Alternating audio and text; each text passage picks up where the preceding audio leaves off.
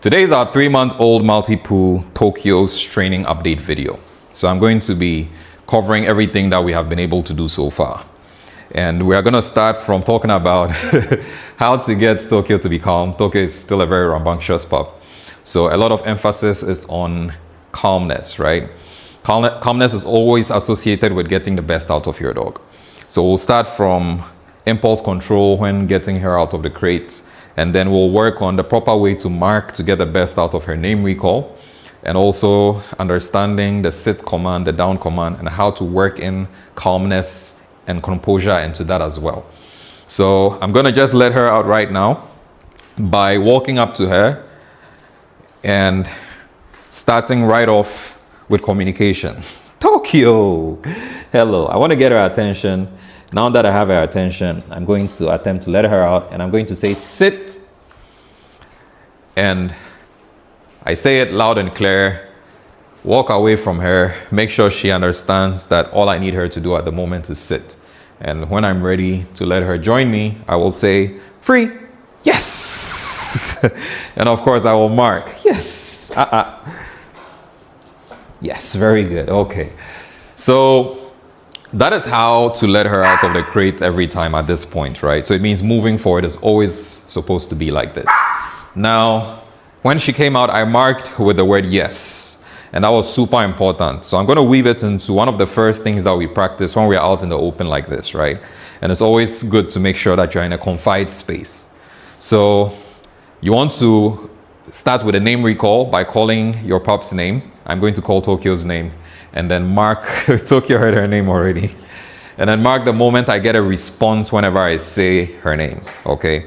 So when I said it over there and then she looked, the right thing to have done was to mark with yes, which is my marker. So I will always say that yes before I give her a treat. But it's always good to give a treat at the beginning of the session for some reason. So when I let her out, that was my moment to give her a treat.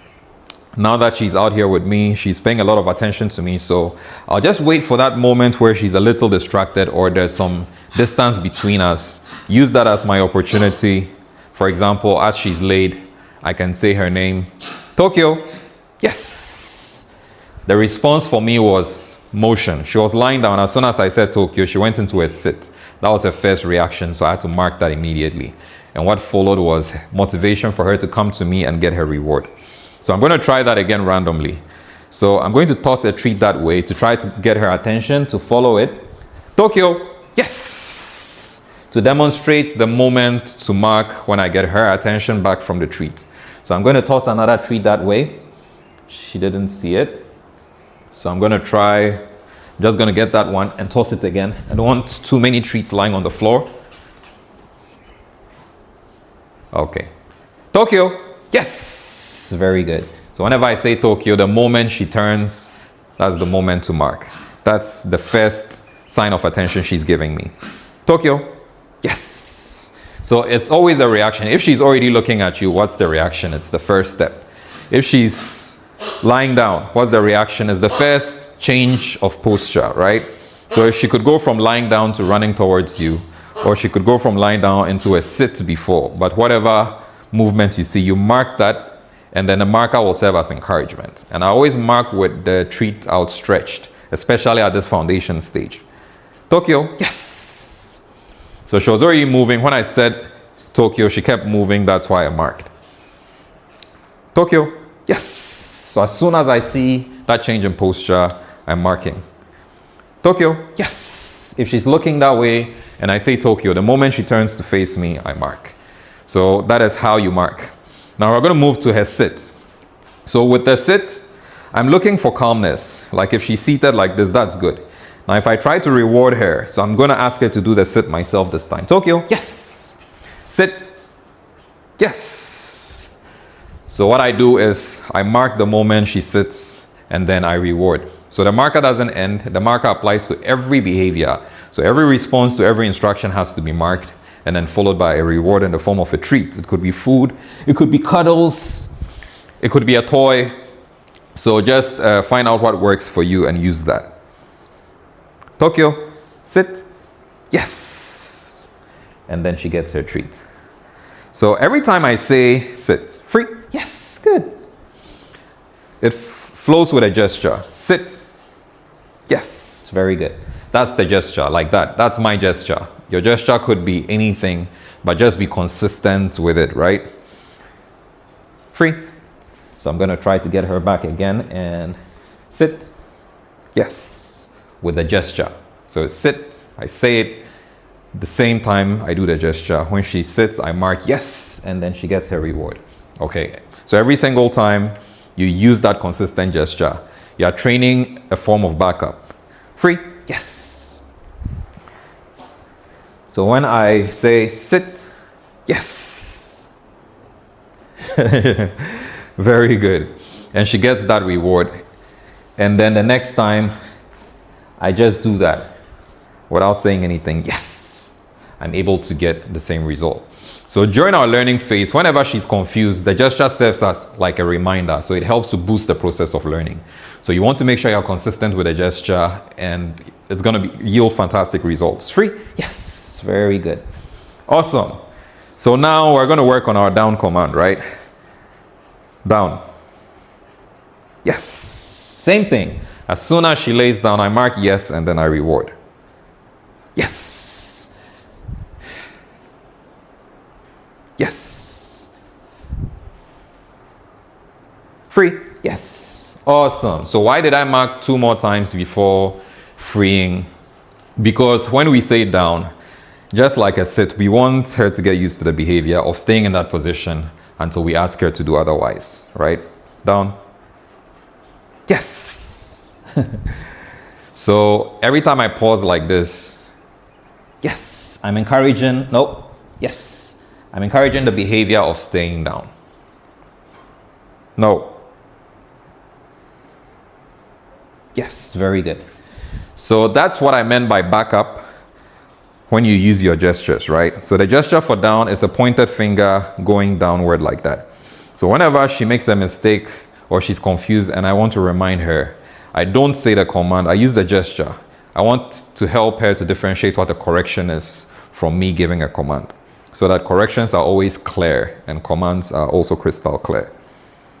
No. Yes. Very good. So when I correct and she does it, I mark yes, and then I reward. So this is one exercise that gives the opportunity to introduce corrections. No.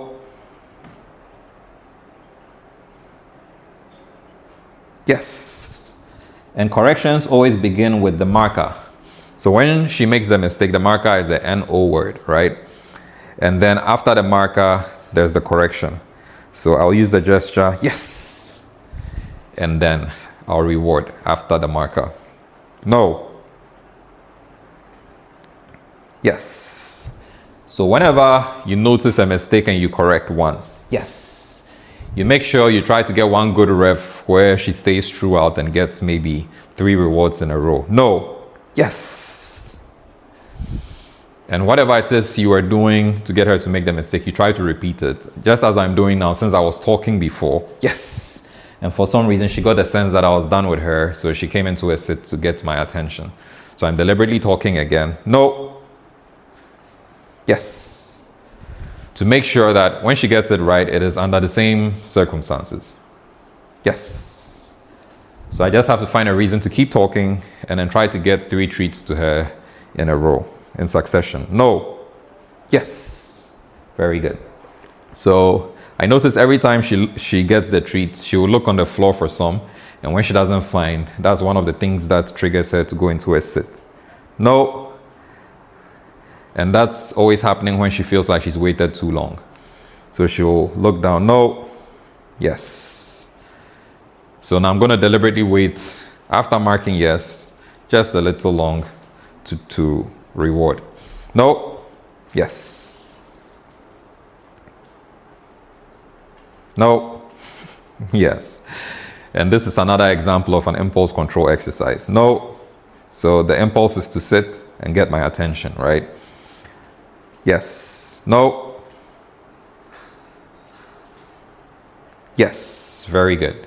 No. So whenever I say no, She thinks for herself and she's able to do the correction even without the gesture. Yes. No. Come back. No, come back. Always make sure to get her attention back quickly when she loses focus. Down. Yes. Very good. Very good. No. So let's move a bit forward. Down. Yes. Good. Very good. So first, after a short pause and some talking, our reward. Yes. So just when she was about to get it, she got up. No, so we'll start again. Okay, down. So this time, because I freed her to get up, that's why I'm giving a command again. Yes. So it's like we're starting full circle. Yes, very good. So this time, after a bit of a pause, she stayed, so she gets her treat. No. And the goal is 3 in a row. So that's how we keep pushing the boundaries, right? So you keep stretching the goals. Yes, very good. Yes, very good. So she's staying, I'm talking, she's staying, I'm talking, she's staying, I'm talking. Yes, I'm gonna reward. And then this is always what happens. She gets the treat and then she gets up. But this time, let's see. It seems I'm still talking and she's still down. I moved my hands a bit, she didn't get up. Yes, she gets the second one. And then I continue talking and then, move my hands just a little bit to see if it's going to entice any movement. And when it doesn't, yes, I dropped something very, very tiny and that messed it up. So we'll do it one more time very quickly. No, down. Yes, very good. So again, I'm just going to talk. I have the treats already broken into 3. I'm going to be careful not to drop anything this time. She's staying, yes. Mark and then reward for that. And then continue to talk and then move my hands around a little bit and all that. And once she's not moving, yes, reward for that. And then I'm ready with the third one. Same thing, talking, moving my hands around, making sure that, waiting until I know she can see me and she's not moving. Yes, gets the third one. And then now I'm going to free her. Free. Yes, very good. So that's how we measure progress at this stage. So the next time we do this, we'll test it at that limit first, and then we'll push the boundaries further. Free. Yes, very good. And basically, that's what we've covered so far. So I'm going to guide her back in the crate. So with that as well, I always like to make sure she understands a clear command inside to go inside the crate. And she does to a certain extent, but then not beyond where she's not ready to go inside. And then now you're asking her to do the very thing she knows how to do. Then she starts to protest, right? What do you do when she protests? You persist. No, and then I'm going to ask her again. Tokyo, inside.